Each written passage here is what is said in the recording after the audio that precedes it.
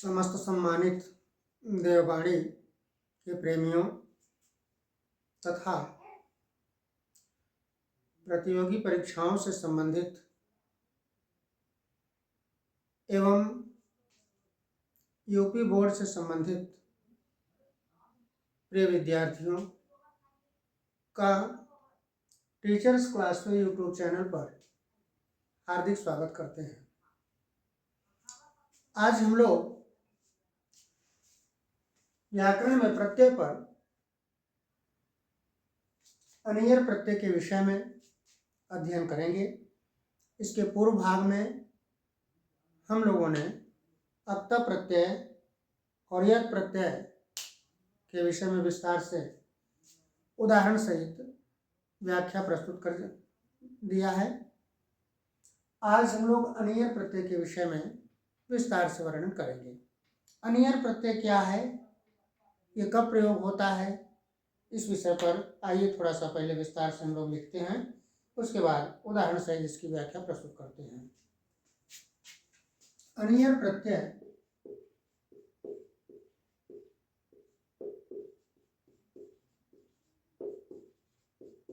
का प्रयोग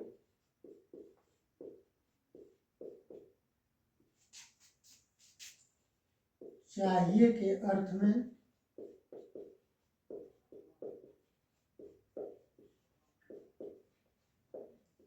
होता है। इसका प्रयोग चाहिए के अर्थ में होता है।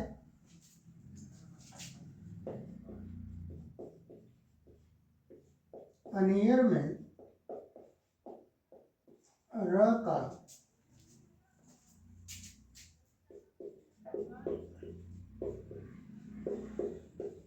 लोप होकर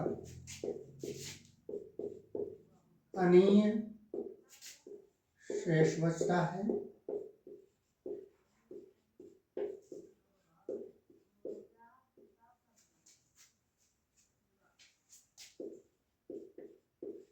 इससे बने शब्दों का कर्मवाच्य तथा भाववाच्य में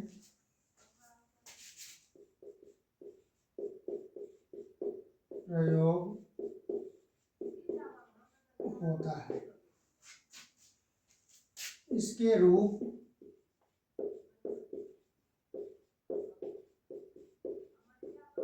तीनों लिंगों में चलते हैं। तीनों लिंगों में चलते हैं। अब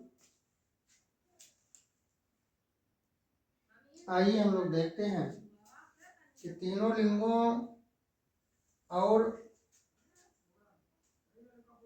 समस्त विभक्तियों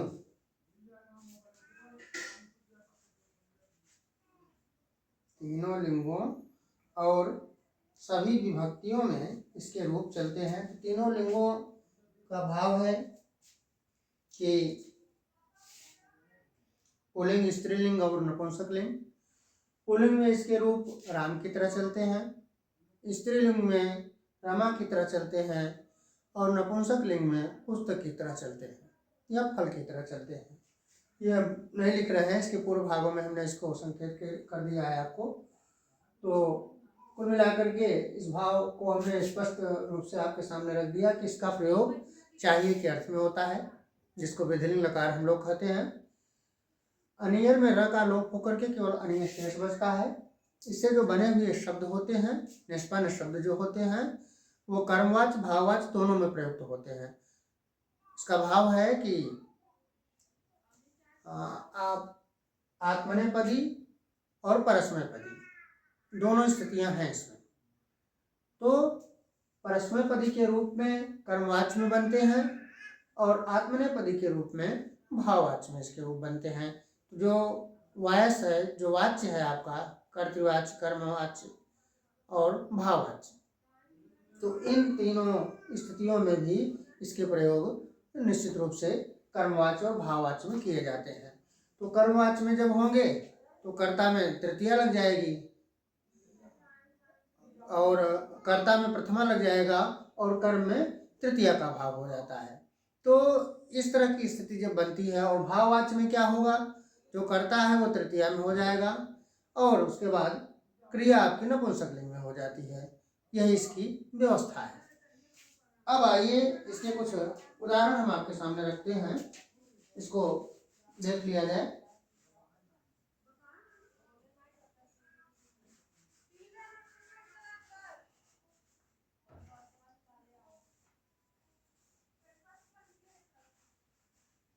हाँ, अब देखिए रूप के लिए जो स्थिति है, उदाहरण हम आपके सामने रख रहे हैं।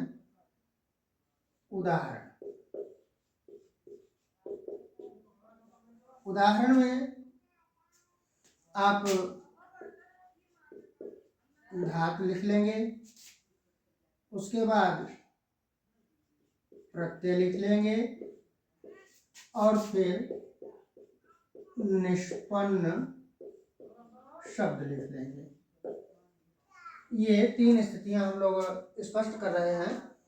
निष्पन्न शब्द जो होगा वो पुल्लिंग में हम बना रहे हैं, उसी से स्त्रीलिंग भी बन जाएगा, फिर नपुंसकलिंग भी बन जाएगा। ये आपको अपने स्तर से ध्यान में रखना होगा। जैसे मान लीजिए हम पठ धातु से ही शुरू करते हैं। पठ धातु है, अनियर प्रत्यय इसमें लग गया, ठीक। तो अनियर में अनिय शेष बचता है। इसका जब आप पुल्लिंग में रूप चलाएंगे, रूप बनाएंगे, तो शब्द आपका बन जाएगा पठनीय, पढ़ना चाहिए ना, पठनीय। इसी तरह से गम शब्द गम धातु मिल गई, उसमें आपने अनियर लगा दिया, तो उससे सीधा आपका गमनीय। एक चीज आपको और ध्यान में करा दें, इसी से जब आप स्त्रीलिंग बनाएंगे तो पठनीया बन जाएगा, नपुंसकलिंग बनाएंगे तो पठनीयम बन जाएगा। इसी तरह से गमनीया, गमनीय। ये आपको दिमाग में अपने व्यवस्थित रखना है। इसको हम अलग से स्त्रीलिंग और नपुंसकलिंग करके नहीं लिख रहे हैं। ये निष्पन्न शब्द जो है, ये मान के चलिए कि पुल्लिंग में आपका बन रहा है, उसी से आप रमा की तरह रूप चला लेंगे तो स्त्रीलिंग में हो जाएगा, और पुस्तक की तरह चला लेंगे तो नपुंसकलिंग में रूप आपका बन जाएगा। अब जैसे कुछ और धातुओं पर एक एक करके हम विस्तार से उदाहरण आपके पास अधिक से अधिक रखने का प्रयास करेंगे। जैसे मान लीजिए क्री धातु है, ये है क्री धातु, इसमें आपने लगा दिया तो इससे आपका करणीय शब्द बन गया ना, करणीय शब्द बन गया। फिर भू धातु है, लिख धातु है, भू धातु से आपने बनाया तो भवनीय शब्द बन गया ना। लिख धातु से बनाएंगे तो लेखनीय शब्द बनता है, लेखनीय ना, लिखना चाहिए। इसी तरह से श्रु धातु है, ये है श्रु धातु, इससे आपका बनता है श्रवणीय, श्रवणीय शब्द बनता है। ये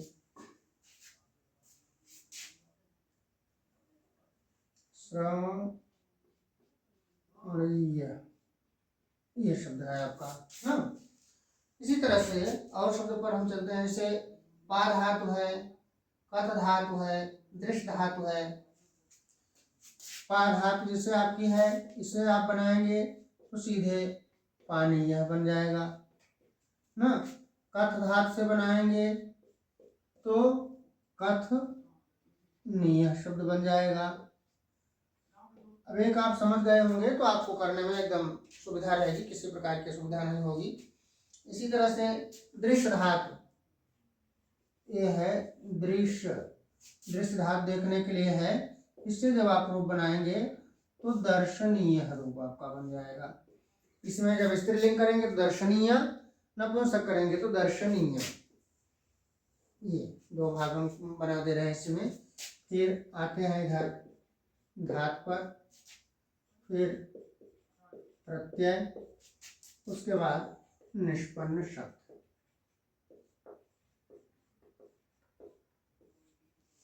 आइए अब कुछ और धातुओं का उदाहरण सहित आपके सामने हम प्रत्यय से युक्त शब्द बना रहे हैं। देखा जाए एक एक करके, जो महत्वपूर्ण जितने शब्द हैं उसको हम आपके सामने रखेंगे।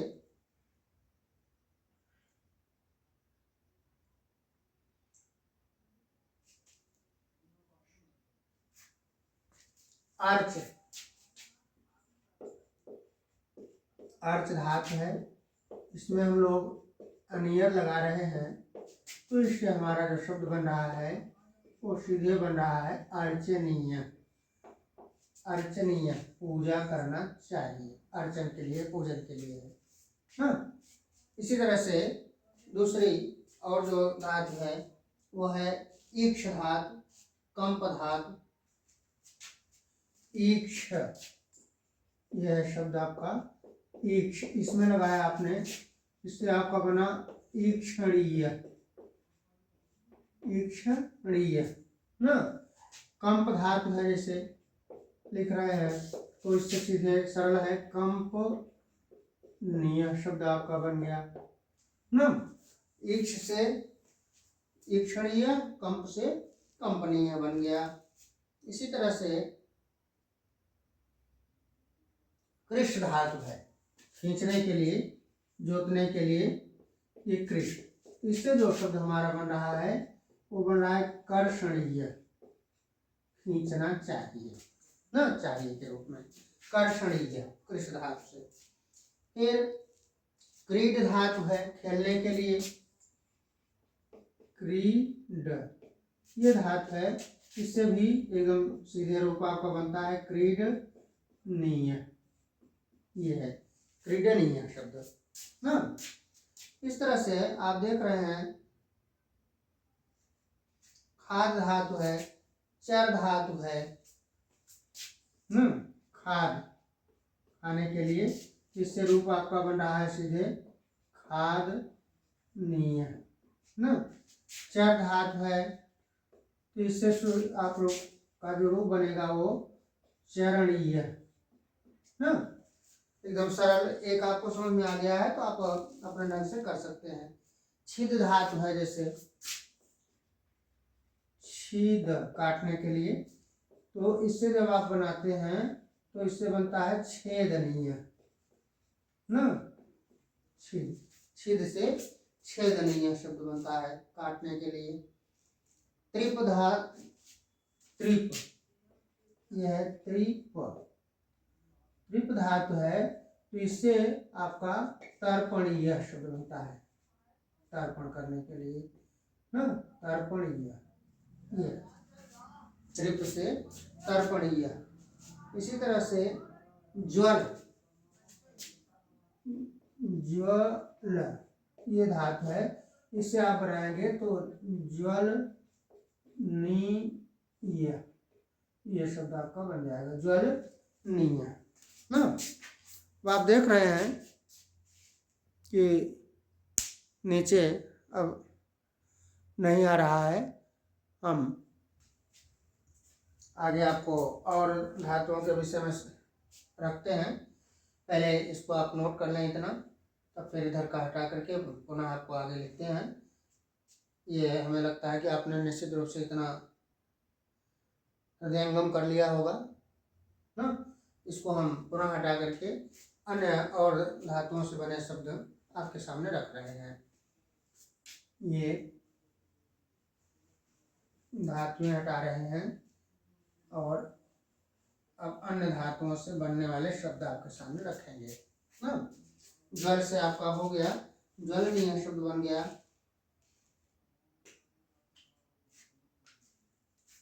दा धातु, दा धातु देने के लिए इसमें अनियर आपने लगा दिया, इससे आपका सीधा दानीय शब्द बन गया ना। अब आप देख लें अलग अलग बहुत ही शब्द आपके बन जा रहे हैं एकदम आराम से।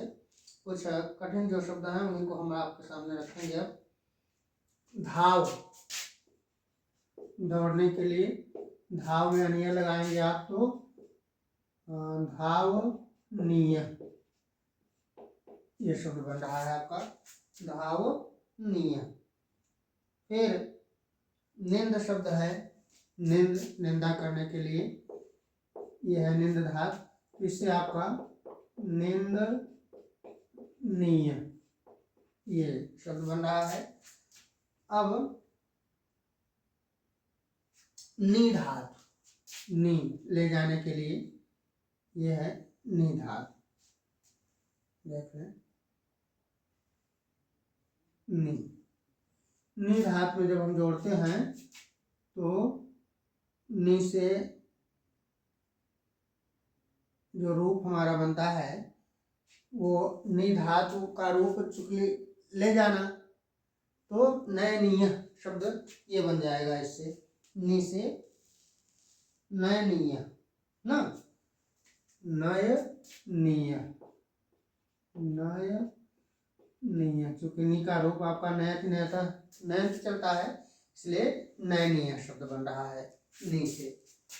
फिर हम देख रहे हैं प्रेष, जो कठिन शब्द है उन्हीं को लिख रहे हैं। प्रेष से प्रेषणीय ये शब्द हमारा बन रहा है। फिर भाष धातु है बोलने के लिए, भाष में हम लगाते हैं, ये भी सरल है, भाषणीय ये शब्द हमारा बन जाता है। फिर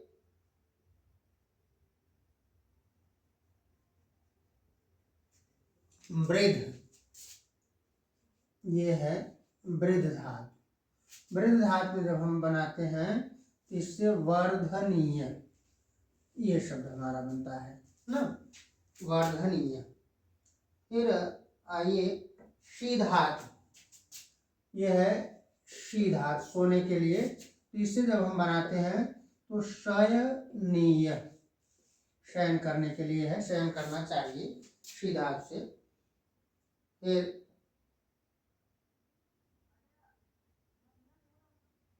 स्मृति धातु, ये है स्मृति धातु, स्मरण करने के लिए, इससे बनता है आपका रूप स्मरणीय, ये रूप बनता है स्मरणीय।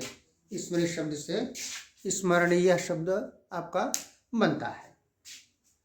अब ये इतने धातुओं का आपके सामने इधर पुनः रख दिया हमने, इसको आपने लिख लिया होगा अच्छे ढंग से।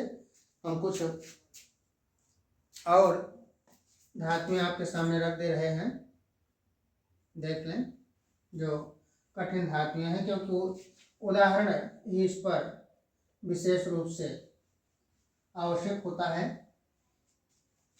जितने भी प्रत्यय की स्थिति बनती है उसमें जितना ही अधिक से अधिक उदाहरण आपके पास होगा उतना ही हम लोगों को आसानी होती है शब्दों को निष्पन्न करने में, बनाने में। अब आइए और देखते हैं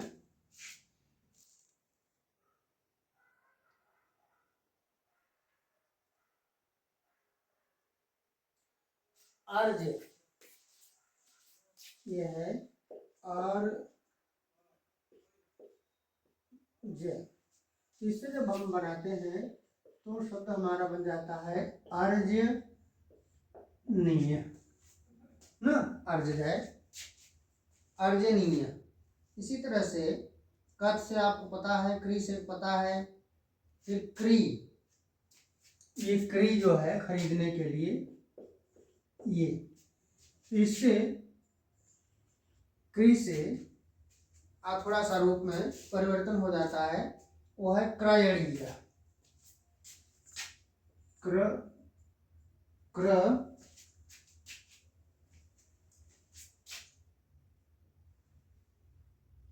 क्रयणीय ये शब्द बन जाता है हमारा क्री। क्री जो है खरीदने के लिए, तो इससे क्रयणीय। फिर क्षिप धातु है, ये है क्षिप। इससे जो रूप हमारा बनता है क्षेपणीय, क्षिप से क्षेपणीय शब्द बनता है। ठीक, फिर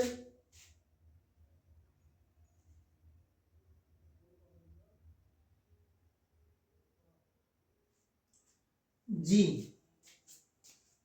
जीतने के लिए जी धातु, इससे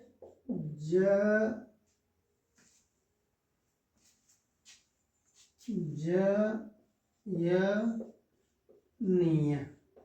ये शब्द हमारा बनता है जयनीय, जी से, जी धातु से जयनीय बनता है। इसी तरह से ज्ञा से आप समझते ही हैं, ज्ञा से बनाएंगे तो सीधा ज्ञानीय बन जाएगा। त्यज, त्यज त्यागने के लिए तो त्यजनीय ये शब्द आपका बन जाएगा त्यागने के लिए। फिर दृश्य से हमने आपको संकेत कर दिया है ध्री, ध्री धातु है, ध्री धातु से जब आप बनाएंगे तो धरणीय ये शब्द हमारा बन जाता है धरणीय ना, ध्री धारण पोषण योग के रूप में धरणीय। फिर नी और विद, ये नी उपसर्ग पहले लग जाएगा, विद आपकी धातु है विद ज्ञाने, इसमें जब अन्य लगाते हैं तो शब्द हमारा बनता है निवेदनीय, ये शब्द हमारा बन जाता है नि और विद से निवेदनीय। फिर नृत्य, नृत्य है, ये है नृत्य नाचने के लिए, इससे हमारा शब्द जो बनता है नर्तनीय, नाचना चाहिए, नर्तनीय। इतने शब्द हम यहाँ पर आपको दे रहे हैं। इसके बाद कुछ और उदाहरण भी हैं, और उदाहरण भी हम आपके सामने रख रहे हैं। इतना आप अच्छे ढंग से पहले ध्यान से नोट कर लें। इस तरफ का नोट कर लिया होगा आपने। कुछ और उदाहरण हम आपके सामने दे रहे हैं, रख रहे हैं, इसको भी नोट कर लें। इधर का नोट कर लिया होगा आपने। इस तरफ हम हटा करके कुछ उदाहरण और आपको दे रहे हैं, इधर से देख लें। उदाहरण पर ही पूर्ण रूपेण व्यवस्थाएं आश्रित है, इसलिए उदाहरण को ही अधिक से अधिक हम लोग प्रयास कर रहे हैं। आइए कुछ और उदाहरण जो हैं, पूज धातु है, जैसे पूज, पूजने के लिए इससे रूप आपका जो बनेगा वो सीधे पूजनीय, ये रूप बनता है पूजनीय। ठीक, पूजनीय। अब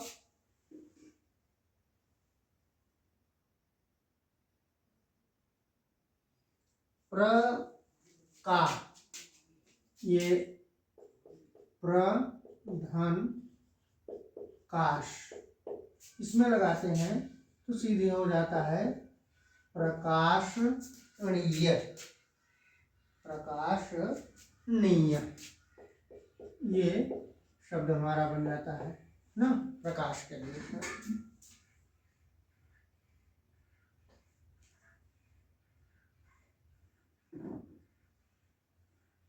मुच धातु छोड़ने के लिए, ये है मुच, इससे जब बनाते हैं हम तो मोचनीय ये शब्द बन जाता है हमारा मोचनीय। फिर भक्ष से बनाएंगे तो भक्षणीय, आप समझ ही रहे हैं, जैसे भक्ष, भक्षण करने के लिए, तो इससे बन जाएगा आपका भक्षणीय, ये भक्षणीय ना, भक्षण करने के लिए, खाने के लिए। फिर है मुच धातु से मोचनीय हमने बना दिया आपको। फिर रक्ष से वह धातु है ढोने के लिए, वह, इससे बनाएंगे तो वहनीय, ये वहनीय धोने के लिए। फिर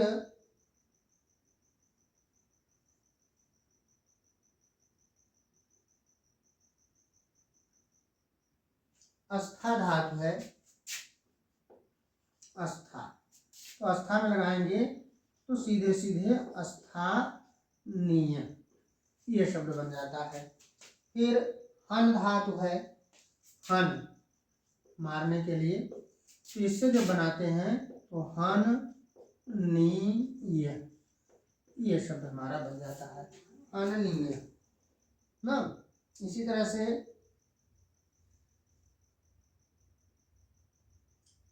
शोष, ये है शोष, ये धातु है, तो शोष धातु से देखिए शोषणीय, ये शब्द हमारा बन जाता है, ये शोषणीय, ये शब्द थोड़ा सा समझने लायक है। इन्हीं शब्दों पर विशेष हमको ध्यान देना है, और जो एकदम सरलता से बन रहे हैं उसमें आपको कोई असुविधा नहीं है, अच्छे ढंग से आप समझ रहे हैं। शुष्क धातु जैसे है उससे शोषणीय शब्द आपका देखिए बन रहा है। इसी तरह से शिक्ष, शिक्ष शिक्षा के लिए है, यह है शिक्ष धातु, इसमें जब आप बनाते हैं तो इससे शिक्षणीय, ये शब्द हमारा बनता है। ठीक है, अब आप देखें हमने अधिकतम प्रयास किया है आपके सामने धातुएं, और उन धातुओं से अनियर प्रत्यय के योग से जो शब्द बनते हैं वो हमने अधिक से अधिक धातुओं से संबंधित शब्दों को आपके सामने रखने का प्रयास किया है। ये भी आपको बार बार संकेत कर रहे हैं कि जो हमने शब्द बनाया है सब पुल्लिंग के हैं। इसी में जब आप स्त्रीलिंग रमा की तरह कर लेंगे तो पूजनीय, फल की तरह या आप पुस्तक की तरह कर लेंगे तो पूजनीय, ये हर एक में आप अच्छे ढंग से शब्दों को बना सकते हैं, कोई असुविधा उसमें आपकी नहीं है। ये पूर्ण रूपेण अनियर प्रत्यय आपको समझ में आ गया होगा। अब इसको आप अधिक से अधिक प्रयास करें, एक बार दो बार पढ़ करके देख करके उसके बाद अधिक से अधिक अपने से स्वयं करने का प्रयास करेंगे तो आप देखेंगे कि आपको जरा सा भी असुविधा नहीं होगी। चाहे आप किसी भी प्रतियोगी परीक्षा में जाएं, जो भी शब्द मिलेंगे इन्हीं से संबंधित होकर के मिलेंगे आपको, चाहे आप बोर्ड परीक्षा में हो, चाहे टीजीटी या पीजीटी की परीक्षा में रहेंगे, कहीं भी आप देखेंगे कि इससे इतर आपको कोई शब्द संभव है कि नहीं मिलेगा। ये मुझे पूरा विश्वास है, क्योंकि हमने अधिक से अधिक धातुओं को आपके सामने रखने का प्रयास किया है। अब आज की व्यवस्था इतनी तक, इन शब्दों के साथ हम आज के इस भाग को यहीं पर विश्राम देते हैं। बहुत बहुत धन्यवाद।